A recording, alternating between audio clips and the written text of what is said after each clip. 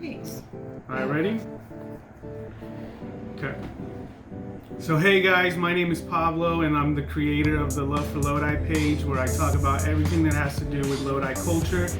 Today I'm hanging out with Terry Wells. She's a local author and she recently released this book called Murder and Mayhem, which is the first part of the Women of Wine Country book series. Just tell you a little bit about what the book's about. It's about a woman that inherits a winery, and there's a lot of drama, some romance, and a lot of excitement. And the story is kind of based in the area as well, which makes it really cool. So what I wanted to do today is ask Terry, how did you publish your book?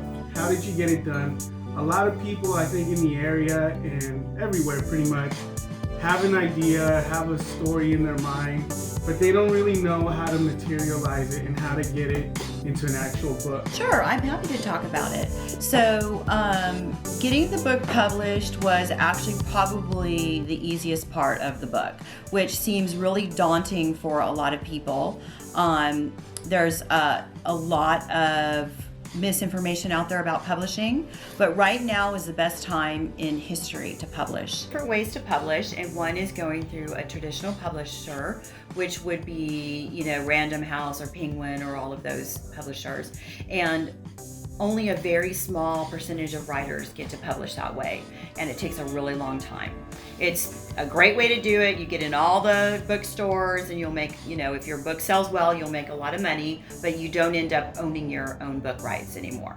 And it's not good. So I would say stay away from any publisher who you have to pay. So if you have to pay somebody to publish your book, that's not somebody you want, okay? Yeah. So now I'm not talking about paying somebody to do your cover design or paying somebody to format your book. All of those things are real expenses that if you're going to publish your book as an indie author, you'll need to know are going to be costs unless you can figure out how to do it yourself, which is what I did.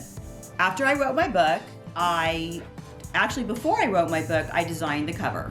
So I knew what I wanted the cover to look like. I actually went through a couple of people and I didn't like what they were giving me. I had a vision for the entire series and I designed my own book. Now I have graphic arts background, so for me that was something I could do. That's not something everybody can do, and there are great cover artists out there, and it shouldn't be too much money. So did you do it on the computer and then send it to the... The way it works is, first of all, each of these you have to buy licensing for each image you use. Okay? Unless you can get a photographer that's a friend of yours and then they give you the picture. And even your font sometimes you have to pay to use. Okay. So make sure that if you do design your own cover, you make sure that you are compliant with know your regulatory rights or obligations. Okay. That's super important because if you put something on your cover that you haven't purchased legally, it could cause a lot of problems for you, especially if you have a big time seller and then you've got millions of copies out there, you have to pay for all of those. So that's just a little thing that you need to be cautious of. But I think doing your own book cover in this day and age is super smart, super affordable. You can look at all of the bestsellers in whatever genre that you're writing in and see kind of what's selling so you know what it should look like, and then create it yourself or buy it from somebody. There's lots of book covers. You can find them on Instagram, Facebook, they're everywhere. Okay. So then the other thing that you can do is to get your book published, you're going to need to format it. Now, when I say format it, I mean you need to be able to make it look like a book on inside, which means you need to know that you need to have extra space on the insides because that's where the binding is. I mean, there's lots of things that you need to know. Now, for my demographic, I wanted to have spaces and I wanted to have a pretty good font because our eyes are old. Okay. And I wanted really white paper. So also know your genre and know your demographic. Super important, okay?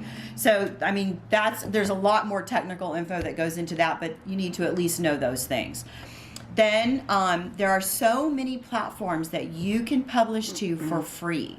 There's no reason to pay unless you're paying for somebody to do that service for you. Okay. So Amazon, Amazon, sorry about that. Amazon, Barnes & Noble Press is a brand new platform that we can publish on, which is amazing. And what Barnes & Noble Press does is they'll let you publish to their online press, and if you sell 10,000 copies or more, you can talk to a buyer and get into their stores, which is huge for indie authors. Next month, I think it's November 2nd, I'm doing a book signing at the local Barnes & Nobles here in Stockton with a couple of other authors, because I found Barnes & Noble Press. They just got it up and running as, kind of a competition with Amazon. And Guy got my whole writing group into it. So all of these authors had to learn how to upload their own books to that. Yeah. So nowadays, what you can do, so we have our cover, we have our formatted book story, right? Our manuscript. Go to Amazon. Go and sign up for KDP, which is Kindle Direct Publishing. Okay? So that's what you're going to go to, and it's part of Amazon. You have to have a personal Amazon profile to even apply for that. It takes about 72 hours for them to approve it, and it's fine. It's totally easy. It's not difficult at all. And then they give you certain criteria. So they'll give you a template that you follow, and then you upload. So like for ebook, you upload in Word, and then for paperback, which these just came in from Amazon. These are fresh from Amazon. Not that one, I don't think, but I think this one. That one? Okay. You upload those in PDF, and there's lots of things you need to remember, like you have to embed your fonts and all of these things, in order to do this. But they're really good about having videos to show you how to do it. There's videos on YouTube that shows you how to do it. There's trial and error, and you know what? If you get it uploaded, you can see what they'll said. Okay, in 5 hours or however long it's going to be, you'll have a template, and they'll send you a link to a template on what your book will look like. If you see things that you don't like in your book, you can pull it and redo it. Oh, really? Yeah, you can upload it. I've uploaded my book like 25 times. My very first book, my coach told me, you've got to get your book out there to know what you don't know. Because you don't know what your weaknesses are until your readers tell you. So as you guys can see, it's not that easy to get your book materialized and published. There are some obstacles, but it's worth it in the end. Absolutely. Right? To have that creativity expressed in this way, and then have other people appreciate it. I think that's what makes it all worth it. And it's so cool to see you doing that, and to do it in the digital era, in the modern way. That's what makes it even crazier and a lot more special. Terry, you got any projects, any events coming up that you would like to share with people? Maybe to keep an eye out for you? Yep, so we're going to have a book signing at Barnes & Noble's on November 2nd in Stockton, the Weberstown Mall. We're going to have a book signing at the Klinkerbeck Winery in January, and I would have to look the times up for that. And then also look for a fashion show this spring. And when's the second book coming out?